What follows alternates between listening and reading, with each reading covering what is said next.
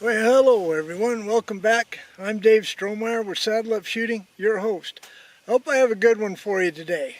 Now, it seems that the trend in the industry of firearms and ammunition is because of modern technology is to go with a heavier projectile that's longer and leaner, high ballistic coefficient for extended shooting.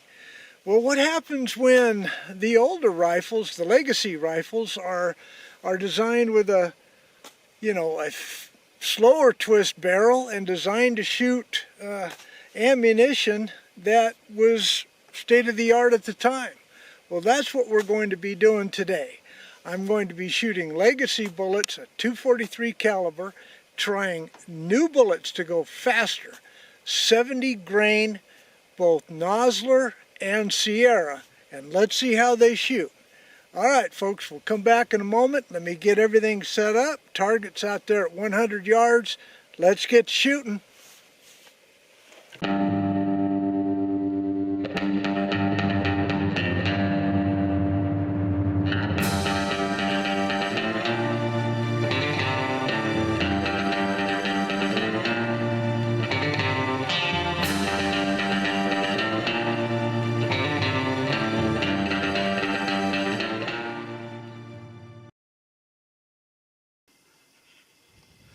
Well, hello little antelope. You better move along here. I'm about ready to get shooting, but it's good to see you again about once a year.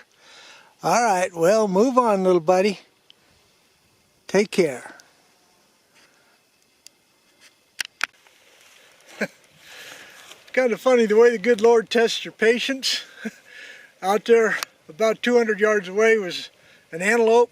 There's just a couple of problems. It's not antelope season, I don't have a tag, and I had to wait for that sucker to move off because God gave me a good laugh. He was exactly behind my 100-yard target, about 225 yards out there.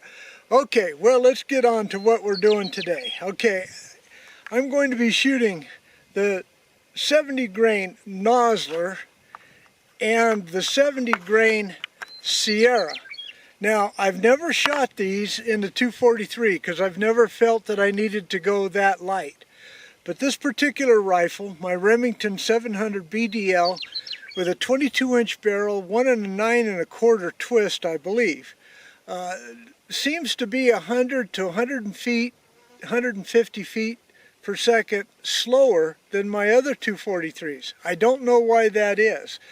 But, you know, we can go down, we can go with the legacy bullet created by Sierra years ago and Nosler years ago, and let's see what the speed will clock. Isn't it funny that those 70 grains might have worked just fine on that antelope out there? Alright, well, I got the chronograph set up, so let's go ahead and first test. Well, I'm going to do one shot with the 85 grain that you might have seen in a previous video, just to get a baseline, and then we'll move on to the 70s. So I'll be right back. Here we go. First shot with the 85 grain Sierra, hollow point boat tail.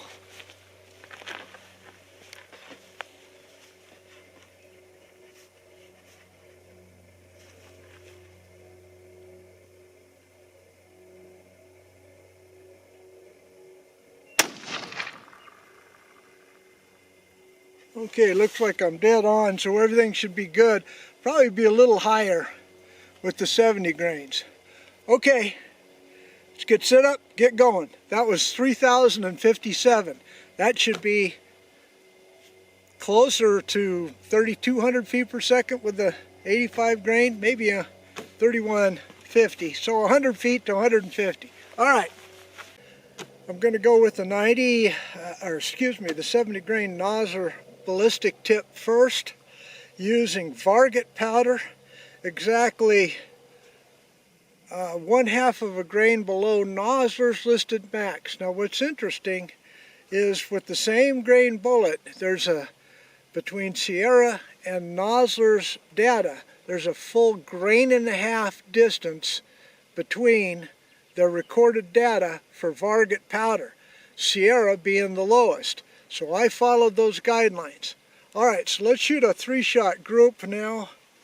Like I said, 1 full grain below what's listed as max. Alright, be the target just above the last one I shot.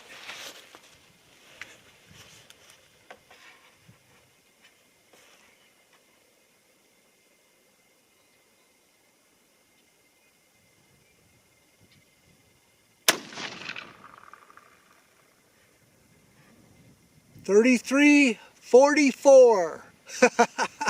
There was a little bit of kick to that. Let's check this out. That might be a little bit hot. I don't know. The speed's there. Primer looks nice and rounded. Case is not sooty. Everything looks good. Let's move on for a group. 33-44. Woo!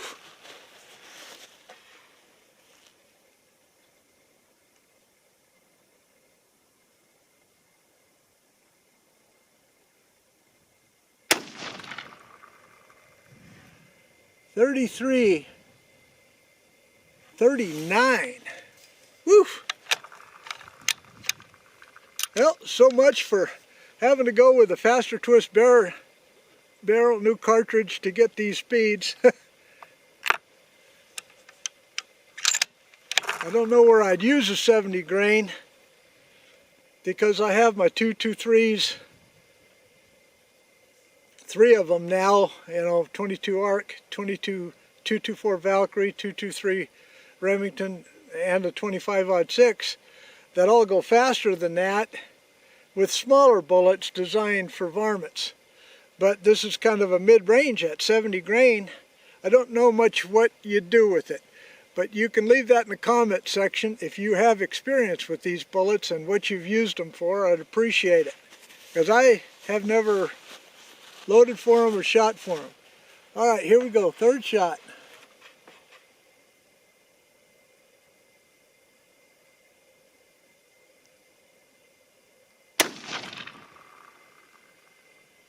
Okay, a little bit under an inch group and some vertical stringing for sure. 33-39 though.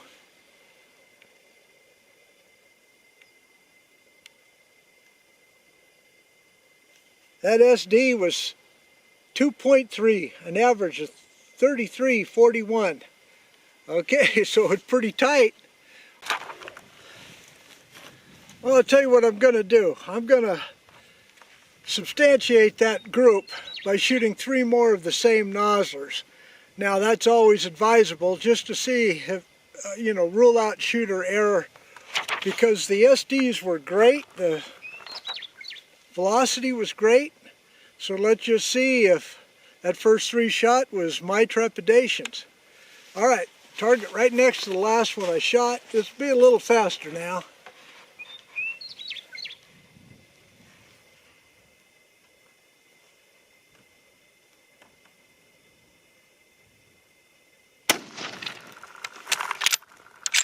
.33-48.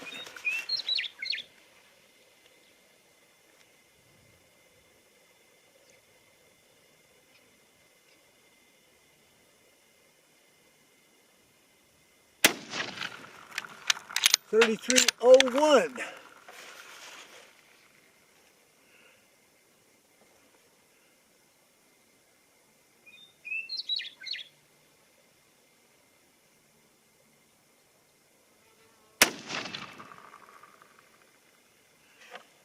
And 33-01 again. Okay, well, let's go check out that target and now set up for the Sierras. Be right back.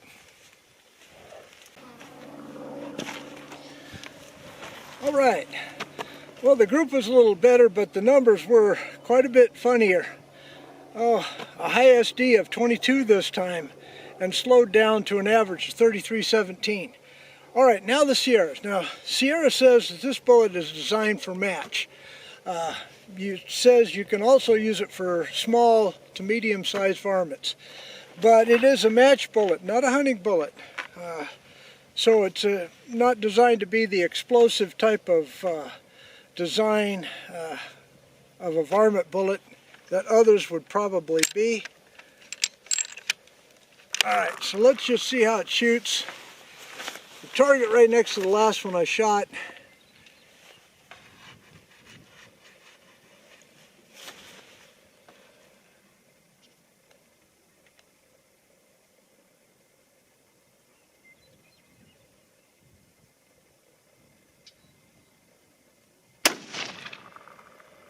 .32-45. Now remember, this is a full 1.5 grains less than what was in for the Nosler bullets.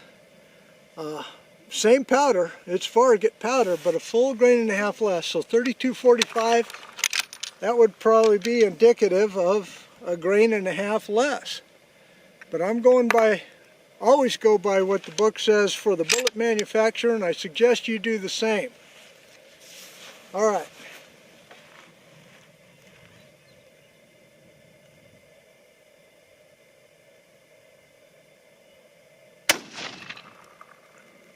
Woo! 3185, and that opened up.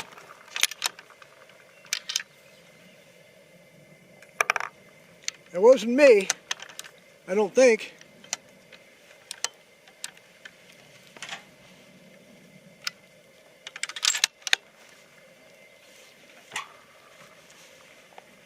Could be, but I don't think so.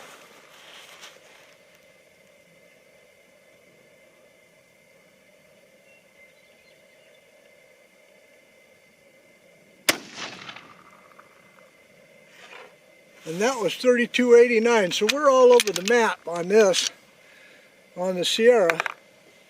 Never had that happen before. Sierra's data's usually pretty good on. All right. That was an average of .32-40 with an SD of 42. Well, that stinks. All right.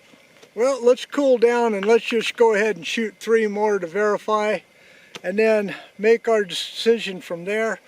You can't make a decision based upon 6 shots, but I have enough experience with the .243 and other types of ammo from 80 grain all the way up to 103 grain that I'm satisfied with, to either walk away from the 70s, but at least I can say I tested it. All right, be right back. Well, I sure had a gremlin in that outfit there, so I'm going to shoot 3 more to validate. You know, I had one that is an inch and a half maybe away from the other 2, and a real bad standard deviation of 42. So gremlins sometimes do show up, and that's why I'm going to validate now with another 3 shots and just see if the gremlins have gone bye-bye with that antelope that's finally disappeared. All right, let's go ahead and shoot 3 more.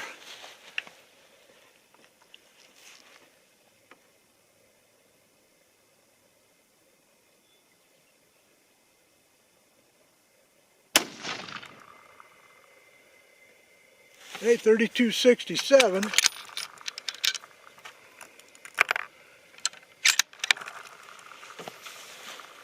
Quite a bit less recoil this go around than it was on the Noslers. So sometimes 1.5 grains of powder will make a tremendous decrease in pressure.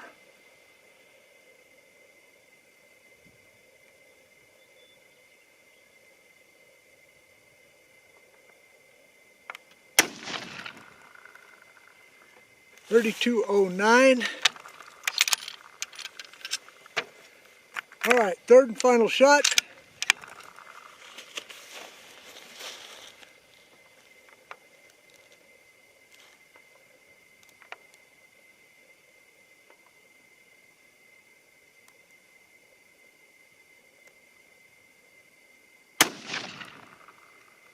All right, much better group, 3197. All right, let's grab everything, tally everything up, and let you know what's going on. All right, be right back. Well, sometimes a target can tell you quite a bit, folks. All right, there was my first shot with the 85 grain. All right, then the 70 grain Nosler with Varmint powder. 41 grains is listed as the max load in Nosler's handbook. And you could see an average of 33.41 and an SD of 2.5 or 0.25. But that opened up to, well, there's a half an inch, so probably 3/4 of an inch, and vertical stringing.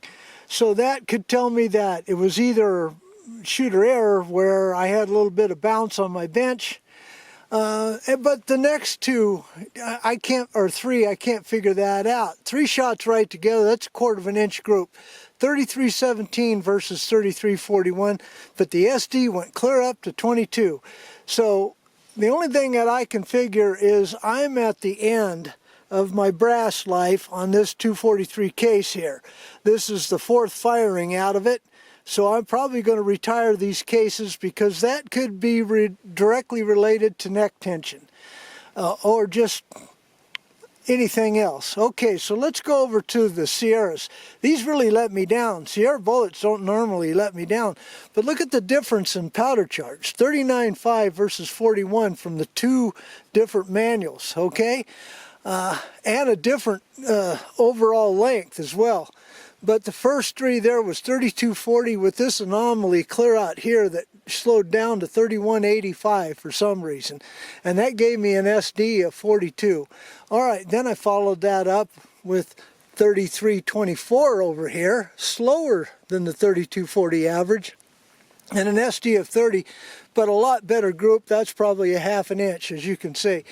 So all this tells me is I need to validate more shooting and find out if the powder charge is off, find out whatever the heck is going on, find some consistency. Because this target here did not show consistency at all. You know, look at the second 3 versus the first 3.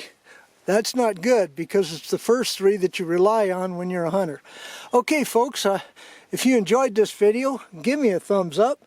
Don't forget to subscribe and check your subscriptions, please, because even some of the channels that I'm subscribed to did not show up in my notification, and when I went to them, it showed that I was unsubscribed. So please double check that.